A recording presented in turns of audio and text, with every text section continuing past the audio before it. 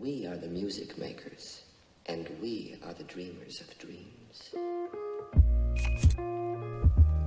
So what I'd like to talk about today is a skill I believe is kind of the skill that's most missing in the industry. And it's the difference between mediocre, kind of okay compers that can get a shot done, and senior wanted compers who are in demand, who can develop a shot or a sequence and lead the direction of that look. I've been teaching for compositing for around 9 years now, and if I'm honest with you, you kind of get these students who pick up the technical skills very, very quickly, and they know where the buttons are, but then they kind of have this existential crisis where they've learned where the buttons are, but they don't know how to look an image, right? And they're like, wow, now I've got to learn about this side of this art that I'm kind of getting involved in. So what I want to do today is actually cover that skill of how to make your images look better and improve the look of them in order to tell the story better as well. And it's a thing called balance that we're going to talk about today. I've found that you're kind of talking about balance more at high-end companies or on higher-end projects. I think simply because you've got more time to actually design the look. But you can still use everything I talk about today on any production that you're on. So what actually is balance then? Well, balance is actually the art of designing the image to get the audience to look where you want them to look in order to tell your story. So for instance, in this case, we're kind of looking at this image. I'll talk more about this in a second, but we're looking at this image where we've got the Eiffel Tower kind of dead middle, and it's pretty obvious that that is where the director and the people that design this shot want us to look.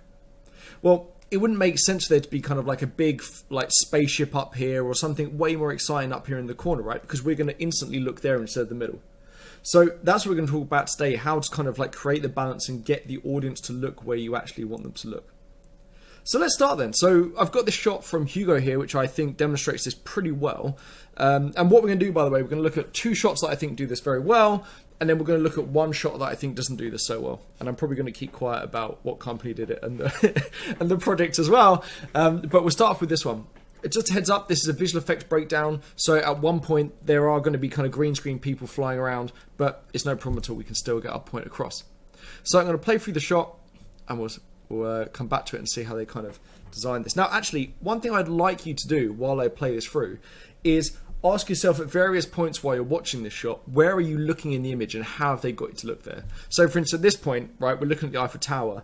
How have they actually got us to look here? I'm going to play the shot through and we'll come back. So you can see we're in Paris, it's snowing. And we kind of got this train station in the middle. And the camera's going to fly through into the middle bit. Again, always keep asking yourself where you're looking. And then we're just going through now. And eventually at the very end of this, there's kind of a big smoke plume. And then we kind of go into the shot where they've transitioned into the live action. So that all seems so easy, right? So if you looked at a script, it would be, camera starts off pointing at the Eiffel Tower and then flies through a train station. But I'm going to show you why if you actually just did this for real or did it without thinking about various aspects of where you want the audience to look, this would have become a very different shot entirely. So let's start off then. As I kind of talked about at the start before I played this, we're looking at the Eiffel Tower right now. How have they got us to look there though? Well, first of all, they've conveniently put these bright clouds behind it. And what that's doing is it's popping out the Eiffel Tower, right? We've got these dark clouds up here, and we've got bright ones below. Why didn't they have dark clouds down here? Well, the Eiffel Tower would have got completely lost in those dark clouds and we wouldn't have had the silhouette pop out. So they're using contrast, high contrast in this case, because the Eiffel Tower is a lot darker than the bright clouds behind, so it really pops out in order to get our eye to look there. They're also using a bit of saturation because you can see we've got this orange rim light just down the side here. And that's not really on any other buildings actually in the shot. So they're very cleverly using kind of this as your... And it's not highly saturated, but more saturated than any other part of the image in order to get your eye there as well. Something else they've done, because obviously it's winter time, they wanted us to know that straight from the start. We're in Paris and it's winter. How have they done that? Well, again, let's have a look at the clouds. What they've done is they've got these very dark, kind of undetailed clouds at the top, and they've got these very bright detailed clouds at the bottom. Again, these clouds look way more interesting than these ones. But the reason why I think that they've made them dark is to make the snow pop out. If you have snow over light clouds like down here, the snow just doesn't pop out, and we need to very quickly show the audience, look, you're in Paris and it's winter, right? Again, they're trying to kind of idiot-proof the image, and not idiot-proof in regards to they don't trust the audience to work this stuff out by themselves, but there's such a little time when certain shots are on. I mean, I've worked on shots that are 12 or 24 frames, and it's like, right, okay, we want people to look here, so how can we get them to look there very quickly? And all of this is all coming down to how you're designing this image. So they've used these dark clouds at the top to make the snow pop, kept them very flat so they're a bit boring in order to draw our eye below. Let's keep going through. Another thing, by the way, as well, this is very obvious, but the snow's obviously falling towards that point and actually the Eiffel Tower, which draws attention to it. As we go through now, you can see, where's our eye? Well, our eye's probably going towards this point now. Again, it's center of frame that helps, right? But they've they've worked on top of that. So yes, it's center of frame, but what else have they done in order to get our eye to look where they want it to look? Well, they've used smoke quite cleverly, kind of thin, wispier smoke here, to just cover up certain aspects of this background. So it just kind of washes everything out, therefore becoming quite uncontrasty. It's kind of quite low detail and unexciting compared to the middle. We've got movement here as well, which is going to help. Another thing as well, look at the snow. Look at the snow on these rooftops compared to these ones. It's almost like a whole different material, or it's just way brighter to begin with. So again, they're using contrast in order to get our eye to look actually to where they want it to go. And definitely the movement's going to help as well. Now, I really love a frame like this because it's so clever how they've done this. So again, it's middle of frame where they want us to look. I mean, yes, the camera's gonna move there, which definitely helps, but look at how much detail we can actually see in here compared to the two surrounding arches. We can barely see any detail in this arch and this arch. And that's simply because what they've done is they've added the smoke behind and got these bright tops of the carriage. Look at the top of that carriage compared to that one. You could argue that, look, these should be exactly the same. But by keeping this fairly dark, it just isn't drawing our eye. And look, we can barely see the little lines here that are actually on the arch. Whereas this one, look, all these nice details pop out. We can see this cross section here, which we just can't see between on this one and this one. Have a look at the black levels as well, by the way. There's definitely a brighter highlight here, right? And it's slightly darker on these beams. So again, look at this. Like a frame like this is perfect, right? Look, we can really see that light just pops out. We've got the same lights here, but they're just not popping out because they get lost completely in the dark background. They could have quite easily had this train over here kick out the same amount of smoke as this one, but our eye just, they don't want us to look there. Okay, let's try and make it feel very kind of boring. Again, it's still going to feel realistic, but they don't want to make it very interesting or high detailed. So you can see, look at the amount of detail we can see here. All these really nice light details just gets completely lost over here. So I'm just going to let go for this. Now, an interesting thing about this, I'm going to give you just like, this isn't a spoiler. It's something to do with clocks, this film. I'll just leave it at that. And at the very end of this, you've got a clock. This little round semicircle here isn't one of these lights coming from the roof. No, it's actually a clock at the end of this train platform. So what have they done? Well, look at all the perspective lines lead there. They've very cleverly done that. The lights lead down and go there. The God rays are pointing there as well, which is convenient. They've also kept this top of the station very, very smoky and diffuse. And what that then means is they can diffuse the light, which therefore means it's darker up there. Look at the lights, by the way, on the suitcase and this guy's hat and the other talent that they've added compared to the light up here. It's way brighter because they're trying to keep your eye down in this image and keep the balance of it so that you're not looking up in the top half, you're keeping down in the bottom half. So again, all the God rays. Now, something else I want you to do is keep an eye on that clock. It never gets covered with smoke. In fact, this bit, I think there's a smoke that goes... Yeah, this bit of smoke actually breaks around it, right? And it's only until they need to do that kind of convenient crossover into the real plate that you get this smoke. So if I were to tell you, hey, look, what we're going to do is we're going to just run a camera down a train platform at the end because that's where the clock is. You could have been looking all over the place. There might have been a guy or a girl over here, let's say a girl in like a red dress that's running towards the side of the frame. Well, now your eye's going to be distracted there. But you can see, look, everyone's wearing very low kind of saturated clothing, which definitely helps. Everything's quite low saturation in general, and nothing breaks in front of that clock. Everything's pointing towards it. So as you can see, what seems like a shot where on a bit of paper it would just say, starts pointing at the Eiffel Tower and then moves for a train station, you can see there's been a whole lot of thought about about the actual image and where they want to look at every single point of this shot. And this is something you should be thinking about as a compositor. I mean, all departments should be thinking about this, but you as a compositor should be thinking about it, because it will make the difference between where am I going to put that smoke stock footage? Do I have it going this way or this way? Where do I put my God rays? What way does the sun go? How kind of contrasty should it be at the top versus the bottom? All of these decisions are decisions that can be made in compositing. So it's super, super important that you're starting to think about balance. This will make you a better compositor, and it will also mean that you're kind of indispensable a little bit, because you're not just a compositor now, you can actually develop the look of sequences. Super, super important. Now, next up, I want to show you a shot that was worked on by a compositor called Miguel Santander Silva. I consider him to kind of have one of the best eyes in the visual effects industry, personally. He's a compositor at ILM. They seem to agree as well, because they held on to him for quite a while.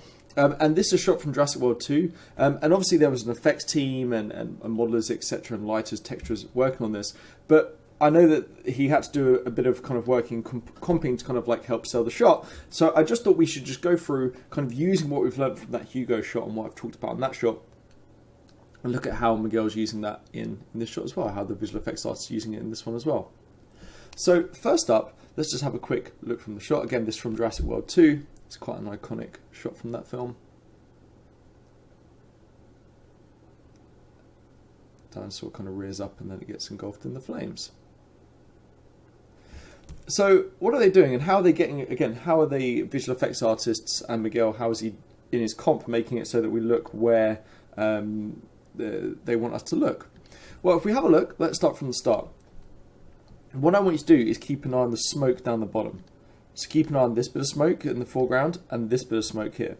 Notice how this bit of smoke goes this way and this bit of smoke goes this way. Again, they're making it pretty idiot-proof, right? Like if you watch through, look, this one's pointing this way, this one's kind of coming up and pointing this way. And you can see it flies over even more. Then here's a big bit as well flying over.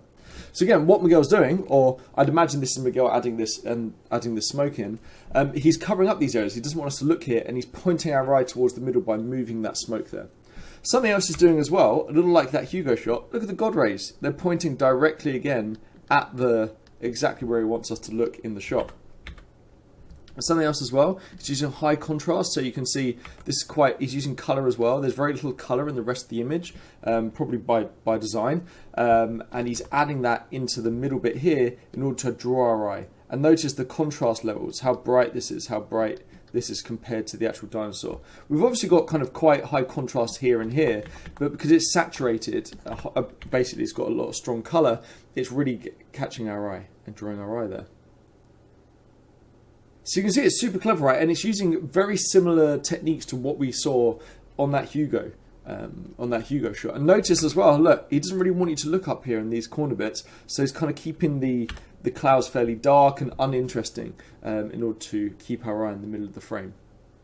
He's blown out the top bit and blown out kind of the bottom bit. Again, this would be like photographically correct as well, but he's done it in order to draw our eye to the middle of the shot.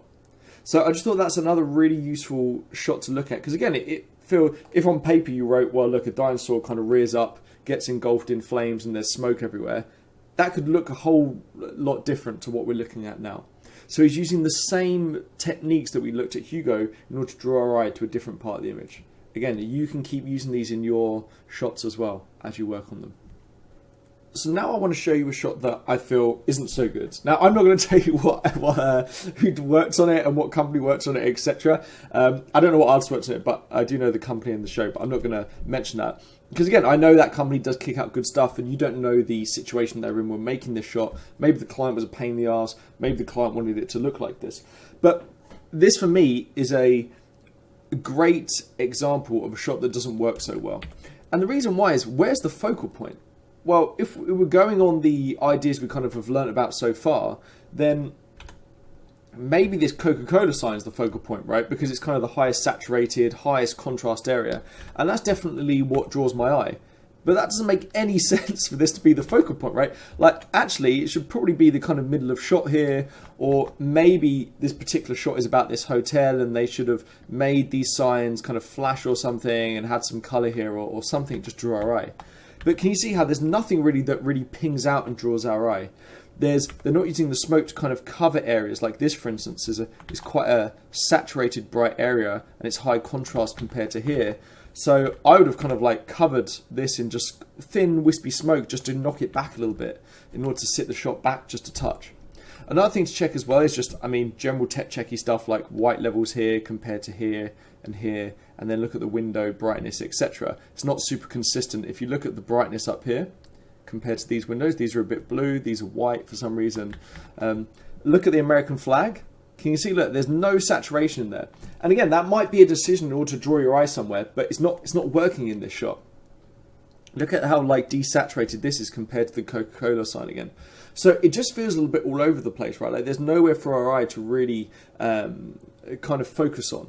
Again, if you wanted the middle of shot here, make that Macy's sign super saturated, maybe a super saturated green.